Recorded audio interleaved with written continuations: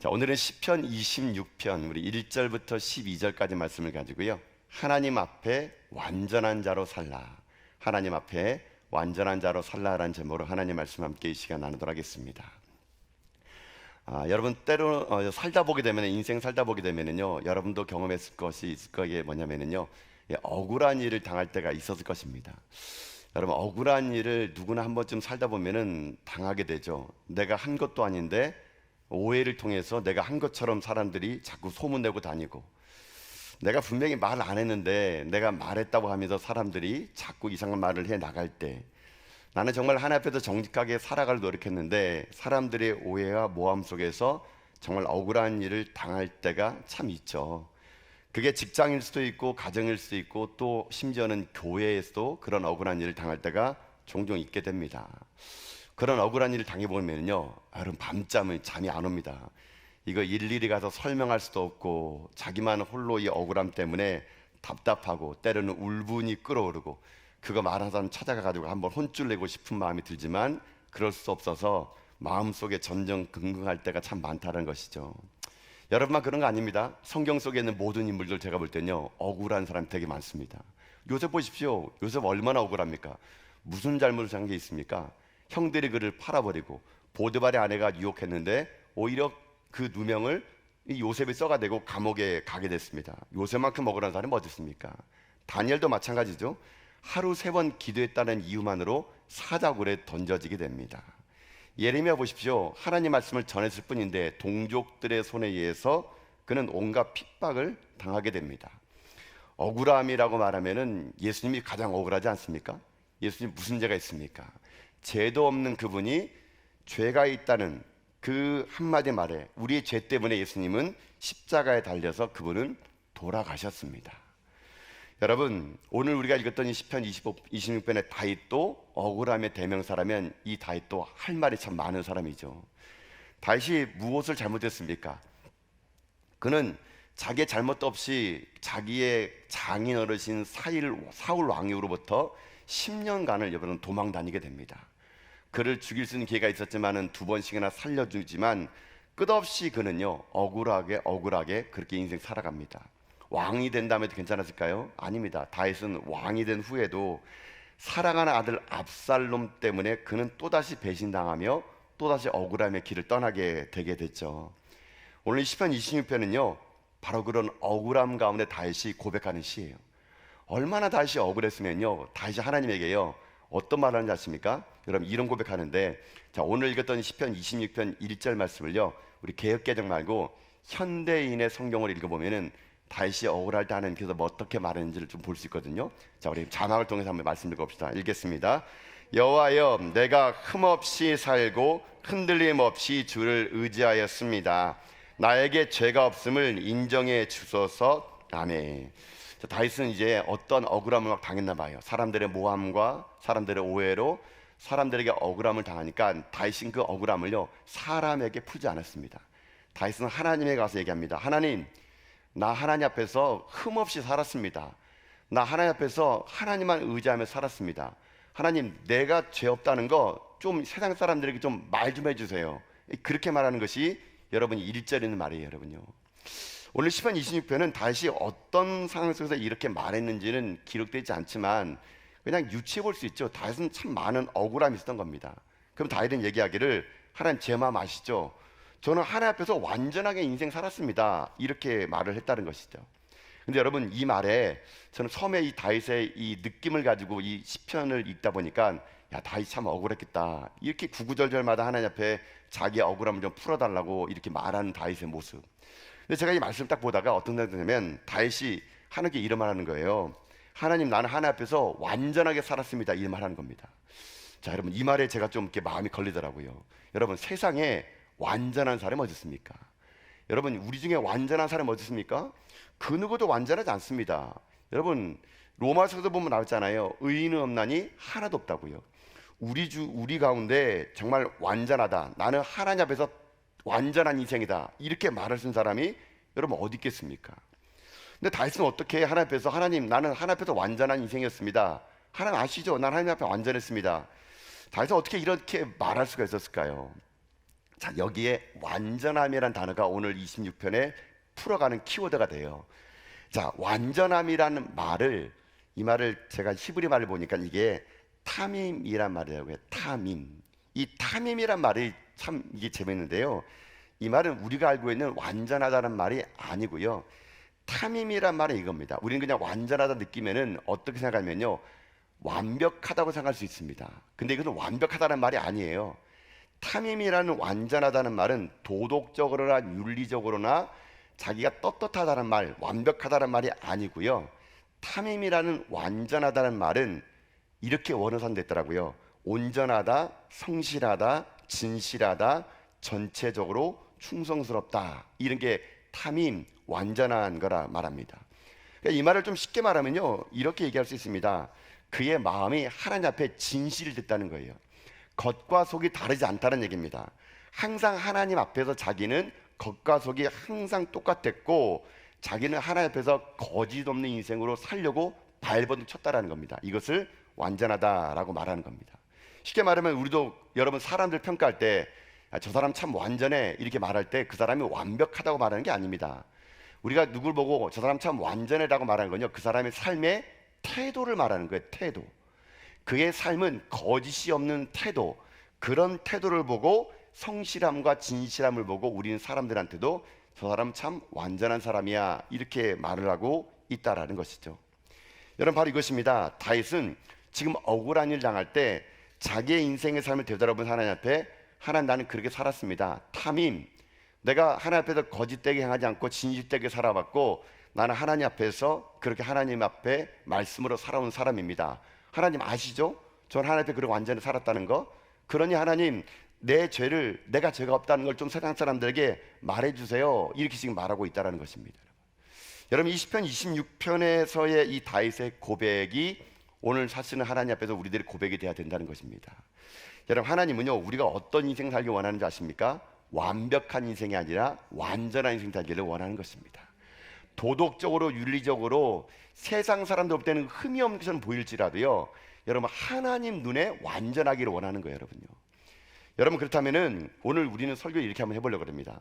그러면 다윗이 여러분 정말 하나님 앞에서 우리가 볼 때는 낯뜨거워서 이런 말하기도 힘들 텐데, 어떻게 다윗은 하나님 앞에서 얼굴 하나 눈 하나 깜짝 안 하고 하나님 나 하나님 앞에서 완전했거든요, 이렇게 당당하게 고백할 수 있었을까? 이 시편 26편에는 다윗이 그렇게 완전하게 삶을 살았던 몇 가지 삶의 흔적들이 남아져 있더라고요. 그래서 오늘 이 시편 20편을 저와 여러분이 함께 살피는 가운데 저는 여러분에게 간구하고 싶은 게 그것입니다. 여러분도 다윗처럼 하나님 보시기에 완전한 인생 살아갈 수 있길 주님의 이름으로 축복합니다. 완벽이 아니에요, 완전한 겁니다. 그럼 오늘 이렇게 해볼게요. 그럼 우리가 하나님 앞에서 완전한 인생을 살아가려면 어떻게 살아가야 될까? 우리의 삶의 자세가 어떤 삶을 살아가야 우리가 하나님 앞에서 완전한 삶을 살아갔다고 말할 수 있을까? 한 두 가지만 살펴보겠습니다. 자, 첫 번째로 하나님 앞에서 완전하게 산다는 것은 무엇이냐? 첫 번째 이겁니다. 첫째로는 진실한 삶의 모습을 보여주라는 겁니다.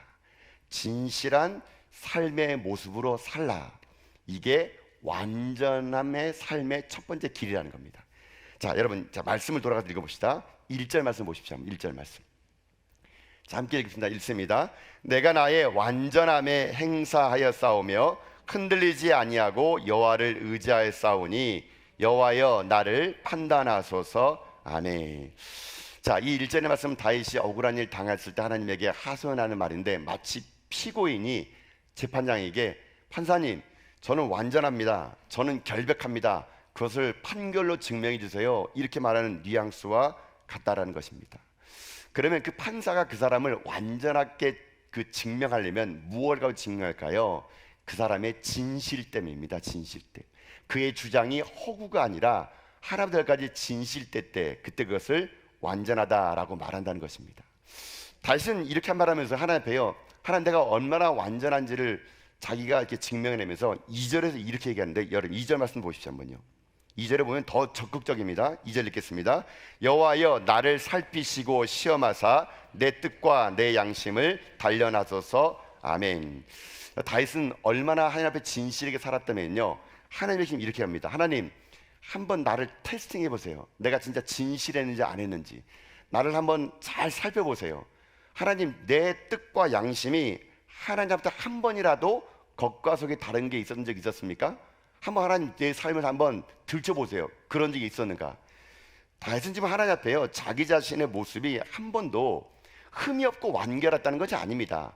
부족하지만 그는 하나님 앞에서 완전함, 진실되게 하나님을 섬겼다라고 말하면서 당당하게 하나님 앞에서 가식 없는 자기의 삶, 하나님 앞에서 자기 인생의 삶에 부끄러운 것이 없는 삶을 오히려 보여주면서 하나님 한번 시험해 보시라고 말하는 당당함을 보여주고 있다는 것입니다. 자, 여기서 우리가 오늘 우리 가운데 완전함의 삶을 살아가는 방법을 여기서 우리가 하나 배울 수가 있습니다. 여러분, 우리들의 인생의 삶이 여러분 정말 하나님과 사람 앞에 여러분 정말 진실하십니까?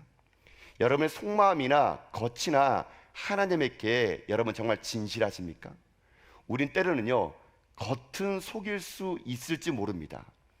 우리는 사람들 앞에서 양복 딱 입고 넥타이 매고 얼마든지 멋지고 경건한 척 할 수는 있어요. 그러나 정말 내 중심에서도 그와 같을까요? 여러분이 하나님 앞에서 정말 속과 겉이 똑같은 사람입니까? 아니면 속과 겉이 다른 이중적인 인생을 살아가는 것입니까?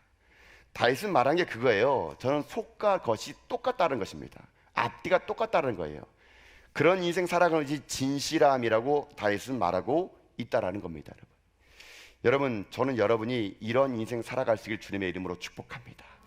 정말 여러분, 내 인생의 삶을요, 여러분 우리가 외치고 말하는 거 있지 않습니까? 여러분, 가장 가까이 있는 사람들이 여러분을 가장 잘 아는 거 아시죠? 여러분, 참 안타까운 거는 그런 거 있지 않습니까? 교회에 다니는 자녀들이 그런 말 하잖아요. 우리 엄마는 아빠는 교회와 집에서 너무 달라요, 이런 거. 교회에서는 참 믿음 좋은 분인데 집에 오면은 왜 그렇게 믿음이 없는 말을 하는지 몰라요. 여러분, 자녀들이 여러분을 보고 있습니다. 여러분들이 교회에서 하는 행동들, 말 한마디, 남에게 베푸는 거, 여러분 그것이 이중적이라는 거, 여러분 어떨 때는 자녀들이 너무 잘할 때가 있어요. 왜 자녀들이 여러분의 신앙을 보고 왜 따라가지 않을까요? 왜 자녀들이 여러분과 함께 교회 같이 안 다닐까요? 여러분, 때로는요, 우리들이 자녀들 앞에 너무 이중적인 모습으로 살지 않았는가? 여러분, 우리 돌아봐야 됩니다. 여러분, 정말 우리가요 말한 대로 살아가는가 점검해야 되는 거예요. 여러분요, 정말 우리들의 삶이 하나님 앞에서도 떳떳하게, 하나님, 내가 교회에서나 집에서나 직장에서나 하나님, 내가 얼마나 앞에 완전했습니까? 진실했습니까? 내가 어디 하나 속인 거 있습니까? 하나님, 이렇게 말할 정도로 우리는요 겉과 속이 똑같을 때, 그때 우리 정말 완전한 삶을 살아갈 수 있다는 것입니다. 부끄럽게도 우리가 그런 삶을 살지 못할 수도 있죠. 우린 연약하다 보니까. 그러나 여러분, 이 연약함 속에서 우리는 다시 고백해야 됩니다. 하나님, 내가 이후로부터는 말씀 앞에, 사람들 앞에건 하나님 앞에건 겉과 속이 동일하게 하시사 내 삶이 하나님 앞에서 양심의 떳떳함이, 그 누구에도 꺼리낌이 없이, 그 누구에 내 속마음을 열어더라도 그는 정말 진실한 사람이라는 것을 고백할 수 있는 하나님, 우리를 만들어가 주옵소서. 여러분, 오늘도 그런 고백이 되어서 우리 다윗처럼요 하나님 앞에서 한번 당당해집시다. 하나님, 나는 완전했습니다. 그리고 먼 훗날 우리 생명이 끊어지고 하나님 섰을 때, 하나님 우리를 평가할 때, 너는 참 완전했어, 내 앞에 참 진실했고 너는 말과 행동이 똑같았구나, 이렇게 우리 평가만 여러분 다 될 수 있기를 주님의 이름으로 축복합니다. 다윗은요 그런 당당함이 있었는데, 근데 다윗이 이런 당당함의 근거가 있습니다. 뭘 가지고 그렇게 얘기했느냐? 3절 보면은요 그 근거가 나와요. 3절 볼까 한번요. 자, 3절 봅시다. 읽겠습니다. 주의 인자하심이 내 목전에 있나이다. 내가 주의 진리 위에 행하여. 아멘. 자, 다윗이 자기가 완전하게 했다는 근거가 여기 나와요. 내가 주의 진리 중에 행했다라는데, 이 진리는 말씀입니다. 말씀. 여러분, 결국 이거예요. 내가 말씀 앞에서 흠이 없었다는 것입니다. 내가 하나님의 진리의 말씀 앞에서 내가 그 말씀을 지키려고 노력했고 그 말씀을 행하도록 노력했다는 거예요. 그것 때문에 다윗은 하나님 앞에 진실됐다, 나는 하나님 앞에 완전했다라고 말하고 있다라는 것입니다. 그러니 사랑하는 성도 여러분, 여러분의 인생의 삶의 완전함의 근거는요 사람의 평가보다는, 여러분의 감정보다는 말씀 앞에 내가 어떻게 서 나가느냐, 이게 중요합니다. 하나님 말씀 앞에 하지 말라는 것은 하지 마십시오. 하나님 말씀 앞에 하라 그러면 하면 되는 겁니다. 우리는 말씀을 내가 평가하는 사람이 아닙니다. 하나님 말씀하시고 우리는 순종하는 거예요. 그 순종이 곧 진실함이고, 그 진실함이 곧 완전함이고, 그 완전함이 하나님 앞에서 당당함이 될 수 있다라는 것입니다. 여러분, 우리가 하나님과 사람들 앞에서 가식적인 모습이 아니라, 거짓된 모습이 아니라 완전한 모습을 살아갈 때 하나님은요, 우리들의 인생의 삶을 새롭게 만들어갈 것을 믿습니다. 혹시 지금까지 여러분의 인생의 삶이 혹시 그러한 삶을 살지 못했다면 다시 여러분 하나님께 기도하는 가운데, 주여 우리 가운데 연약함을 하나님 도와주시사 우리가 하나님 앞에 서는 그날까지 이 완전함을 가지고 살아갈 수 있도록 도와달라고 고백하므로, 여러분이 하나님 앞에서 진실됨, 완전한 그런 인생길 살아가는 여러분 다 될 수 있기를 여러분 주님의 이름으로 축복합니다. 자, 이게 첫 번째 완전함에 되는 비결이에요. 하나님 앞에서 진실되게 살아가는 거예요. 자, 하나가 더 이 본문 말씀에 제가 찾아낸 게 있는데요. 두 번째로, 그럼 우리가 완전한 인생 살아가면 어떻게 하느냐? 두 번째는요, 예배하는 삶을 살라는 겁니다.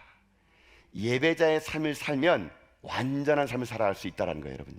자, 여러분, 그 말씀이 6절 말씀이거든요. 자, 6절 말씀 읽어볼까요? 읽겠습니다.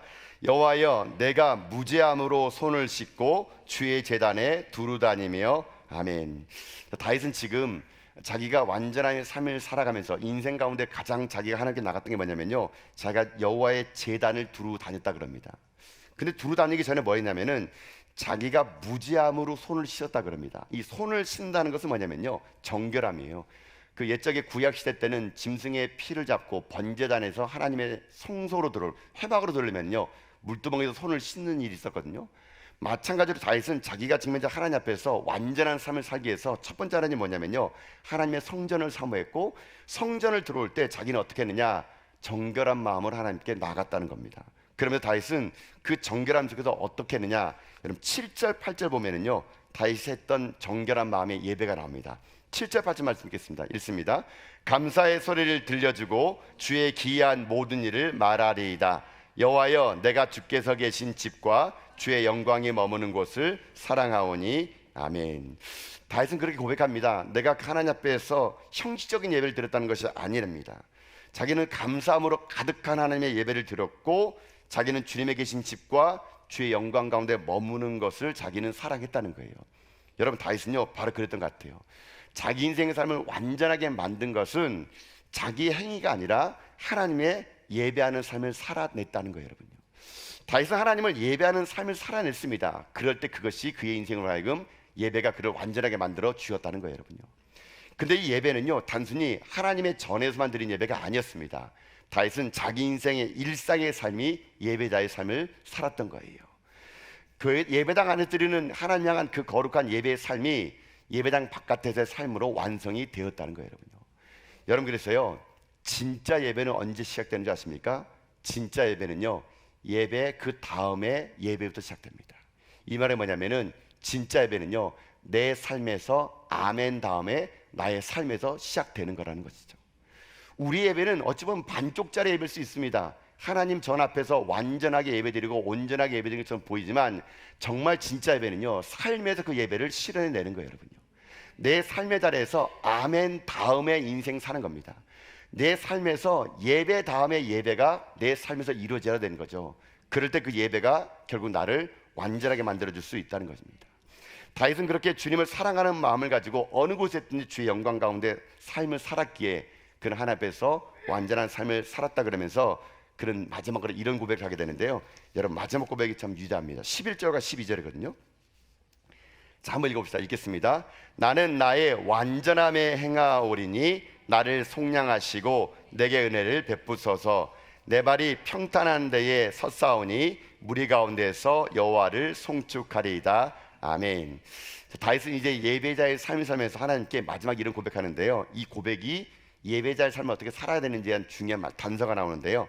나는 나의 완전함에 행하오리니, 다윗 그 다음 말이 중요합니다. 나를 속량하시고 내게 은혜를 베푸소도. 여러분, 여기가 왜 중요하면요, 다시 여기 또 한 번 완전하다는 말 쓰거든요. 내가 하나님 앞에 완전했습니다. 근데 그 다음 말이, 그러니 하나님 나를 속량해 달라고, 불쌍히 여겨주시고 내게 은혜를 베풀어 달라고 얘기합니다. 그럼 여기서 다윗은 마지막에 또 예배와 완전함을 무엇으로 말했을까? 자, 이건 좀 설명이 필요한데요.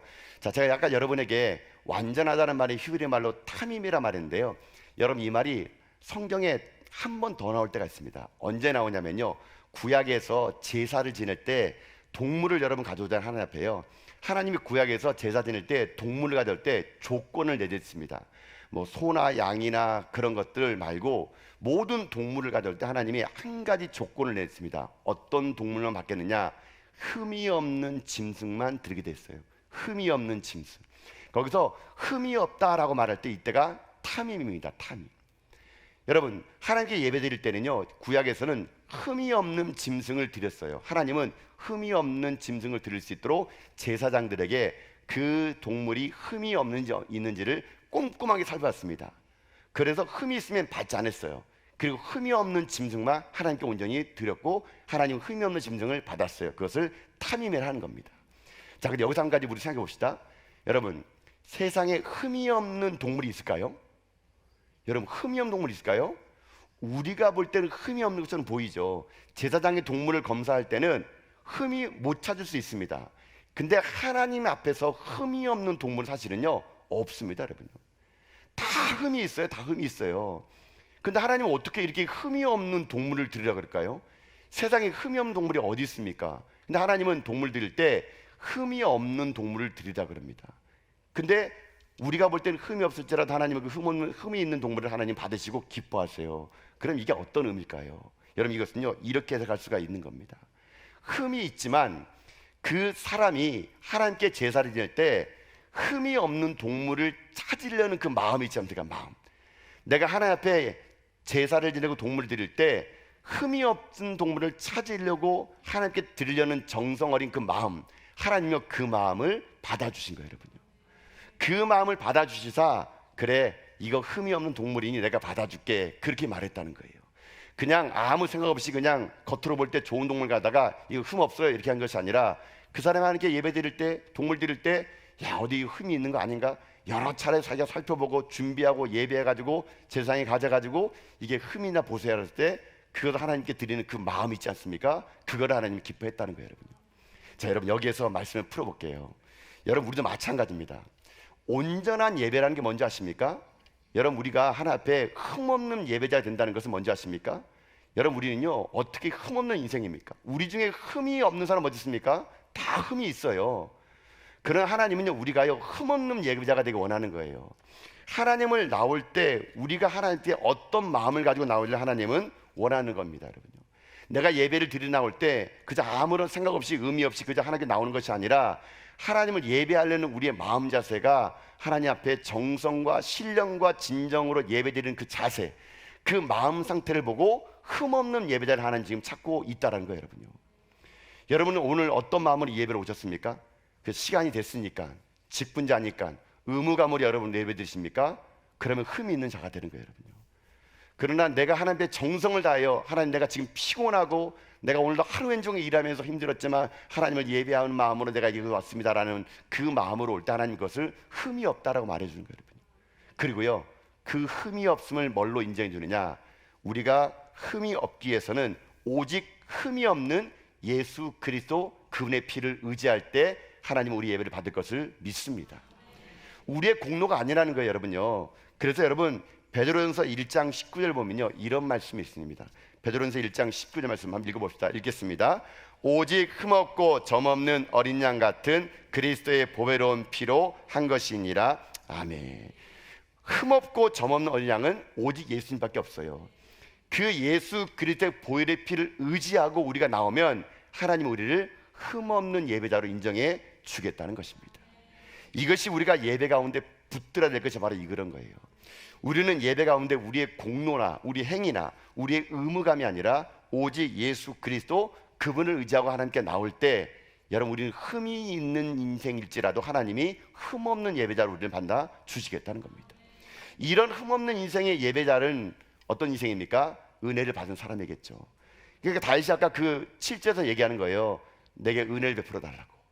이 은혜를 받은 사람들이 삶이 어떤 자십니까? 삶에 가서도 그렇게 살아가는 겁니다. 다윗은요, 그렇게 살았나 봅니다. 여러분, 9절과 10절 보세요. 그 예배 이후의 예배가 나옵니다. 9절 10절 보십시오. 읽겠습니다. 내 영혼을 죄인과 함께 내 생명을 살인자와 함께 거두지 마소서. 그들의 손에 사악함이 있고 그들의 오른손에 뇌물이 가득하오나. 아멘. 자, 다윗은 9절 10절에서 무슨 말 하냐면요, 자기는 그런 예배자의 삶을 살았기 때문에 이런 죄인들과 거하지 않았다는 겁니다. 즉 다시 말하면 자기는 다른 인생을 살았다는 거예요. 예배 이후의 예배가 자기는 인생 가운데 흠없고 정결한 부족한 인생일지라도 하나님의 은혜를 받은 삶답게끔 하나님 중심의 삶을 살았다. 이게 바로 다시 고백하는 완전한 예배를 드린 하나님의 사람의 모습일 수 있다는 것이거든요. 여러분, 오늘 우리들의 인생의 삶에도 마찬가지입니다. 우리가 하나님 앞에 완전할 수 없습니다. 그러나 우리가 예배를 통해서 하나님의 은혜를 받으면 하나님, 우리가 흠이 있을지라도 우리를 흠없다 인정해 주시고 그 흠없는 인생의 삶이 세상 밖에 나가서 예배 다음에 예배에 그것을 완성해 나갈 수 있다는 것이죠. 사랑하는 성도 여러분, 여러분의 삶에 저는 이런 예배가 회복될 수 있기를 여러분 주님의 이름으로 축복합니다. 정말 우리들의 예배가 하나님 앞에 흠없는 예배가 드릴 수 있도록 여러분 마음과 정성과 뜻을 다해서 하나님을 예배하십시오. 시간이 됐기 때문에 주일 예배 드리고 때가 됐기 때문에 여러분 예배 드리는 그런 습관적이고 형식적인 예배를 드리지 마시고요, 정말 인생 여러분 딱 한 번만이라도 정말 온전한 예배를 한번 들어보세요. 나는 비록 부족할지라도 예수 그리스도의 피를 의지하고 나오는 우리들의 인생의 삶을 의롭다 여겨주는 하나님 앞에 여러분 정말로 한 번만이라도 예배를 드린다면 여러분 그 예배는요 우리를 온전하게 만들 것을 믿습니다. 여러분의 인생의 삶이 날마다 이런 거룩한 예배자의 삶을 살아 여러분 삶이 하나님 앞에서 다윗처럼 당당한 외치는 고백, 하나님 나는 하나님 앞에서 완전한 삶을 살았습니다.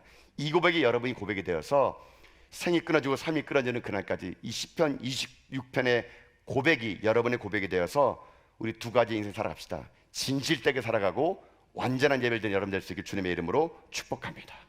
그래, 우리 모두 다가 이 땅에 삶을 살아갈 동안 억울한 일 많고 때로는 힘든 일이 있을지라도 사람 찾아가지 않고 하나님 앞에 나와 여러분 토설하는 가운데 하나님 여러분의 모든 일들이 이루어주시고 다윗처럼 우리가 주님 앞에 쓰임받는 저 여러분 다 될 수 있기를 여러분 주님의 이름으로 축복드립니다. 아멘.